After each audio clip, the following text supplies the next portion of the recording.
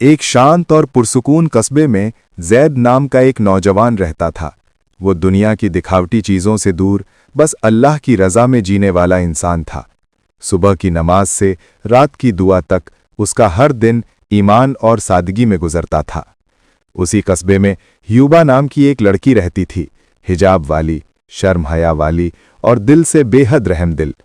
वो अपने अब्बा के साथ गरीबों की मदद करती, बच्चों को खाना खिलाती और बुजुर्गों की देखभाल करती। उसका हर काम उसकी पाक नीयत की गवाही देता। एक दिन मस्जिद के बाहर गरीब बच्चों में खाना बांटने का इंतजाम था। जैद वहां खड़ा थालियां बांट रहा था। उसी समय ह्यूबा अपने अब्बा के साथ पहुंची।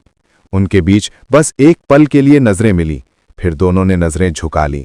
मगर उसी पल दोनों के दिलों में एक हल्की सी लहर उठी, खामोश मगर गहरी। उस रात जैद ने सजदे में सिर रखा और दुआ की, या रब, अगर ह्यूबा में मेरे लिए और मेरे ईमान के लिए भलाई है तो मेरे रास्ते आसान कर दे। कुछ दिन बाद उसने हिम्मत करके अपने वालिद से बात की। वालिद ने कहा, बेटा, अगर मोहब्बत इज्जत और हलाल तरीके से हो तो वो मोहब्बत नहीं, इबादत होती है। उधर ह्यूबा भी चुपचाप दुआ करती रही। उसके दिल में जैद के लिए एक हल्का सा सुकून उतर चुका था। लेकिन जब बात उसके घर पहुंची तो शुरू में घरवाले तैयार नहीं हुए, क्योंकि जैद अमीर नहीं था।